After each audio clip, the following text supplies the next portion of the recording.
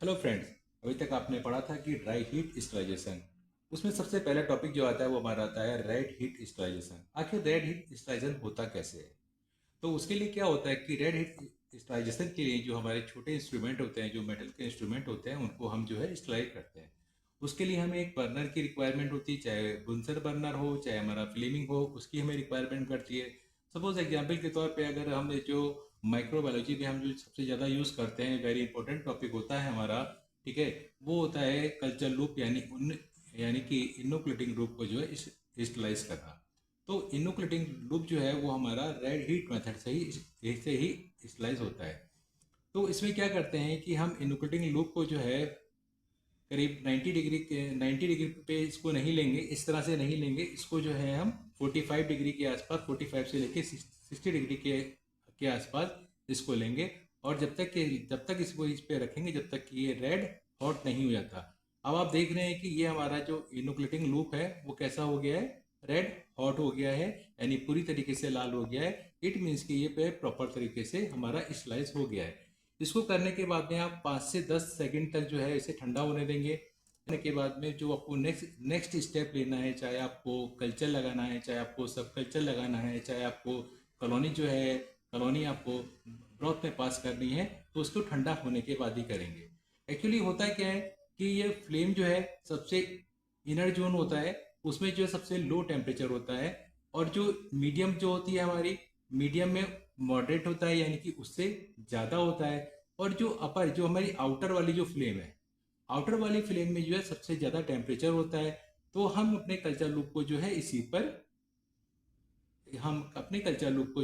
पर जो है रेड हॉट करते हैं, जिससे कि ये जल्दी होता है, गर्म होता है, और फिर इसको 5 से 10 सेकंड में जो है ये कूल हो जाता है।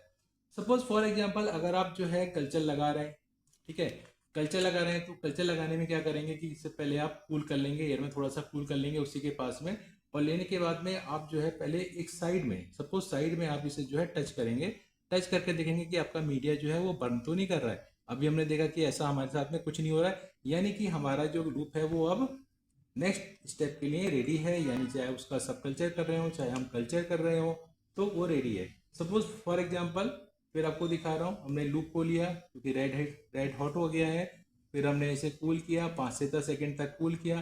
कूल करने के लिए सपोज हमें कोई सब कल्चर करना है, तो हमने कॉलोनी ली।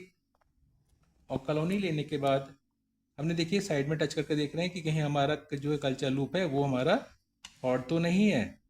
हमने थोड़ी सी कॉलोनी ली, टच करी, और टच करने के बाद में हमने उसका सब कल्चर करना है।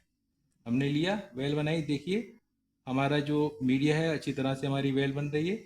इस तरीके से इसमें प्राइमरी, सेकेंडरी,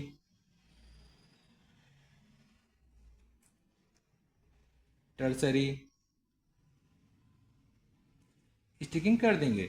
इट मीन्स कि आपका आपका कल्चर लूप जो है पूरी तरह से स्टाइल है।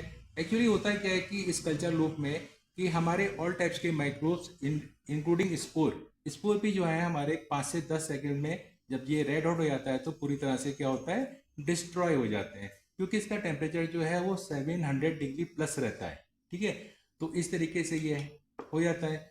अब सपोज इससे हम जो है क्या क्या चीज़ कर सकते हैं, हम फोर्सेप भी यूज़ कर सकते हैं। फोर्सेप की अब हमें रिक्वायरमेंट है स्टाइल कंडीशन की।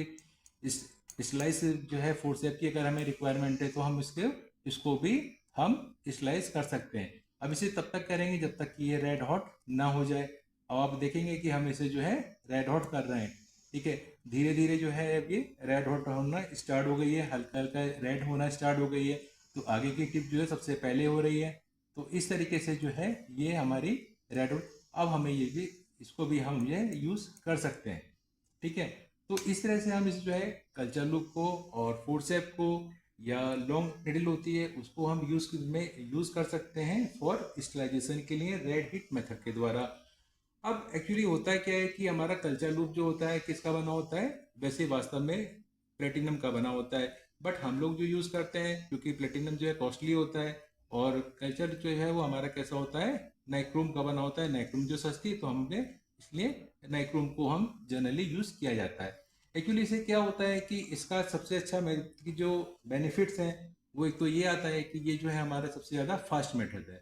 यानी कि हमें इसे तुरंत ही जो है हम इसे जो है हीट करेंगे, रेड हॉट करेंगे और तुरंत ही इसे जो है ठंडा करके हम आगे के लिए तैयार हो जाएंगे, यानी तुरंत ये रेडी हो जाएगा यूज़ करने के लिए। दूसरा क्या होता है कि काफ़ी अच्छा हाईली इफेक्टिव है। मीन्स कि इससे ऑल टाइप्स के जो हमारे बैक्टीरिया हैं, फंगस हैं, स्पोर्स हैं, वो सभी तरीके के हमारे जो है किल हो जाते हैं।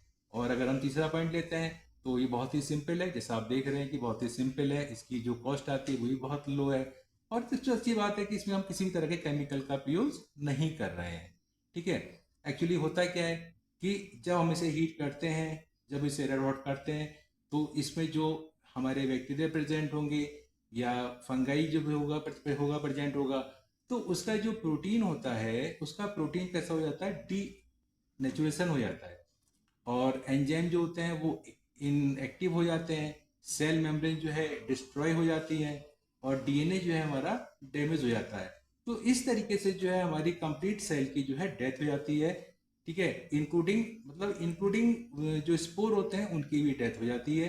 तो इस तरह से हमारा जो ये स्लाइजेशन का प्रोसेस है, तो माइक्रोबायोलॉजी में बहुत अच्छा इसका यूज़ होता है। क्योंकि हमें चाहे हमें कल्चर लगाना हो, सब कल्चर लगाना हो, या सपोज जैसे कि हमें कोई कॉलोनी को ब्रॉथ में पास करना हो, जैसे कि मैं आपको दिखा रहा हूँ कि हमारा जो है पेप्टॉन वाटर है। पेप्टॉन वाटर में हम अगर हमें कॉलोनी को पास करना है तो हम क्या करेंगे, हम लूप को अभी आपके सामने किया था, स्लाइस किया था। स्लाइस करने के बाद में हम कॉलोनी को 3 से लेके 4 कॉलोनी को लेंगे। 3 से 4 कॉलोनी हमने कल्चर लूप में ले ली और लेने के बाद में हम उसे पेप्टॉन वाटर में, ठीक है, ये देखिए ये भी का स्लाइसन का ही प्रोसेस है, फ्लेमिंग का। और फिर हम इसी के पास में जो है इसको हम इसमें इनोकुलेट कर देंगे। ठीक है। इस तरह से हम इसे इनोकुलेट कर देंगे।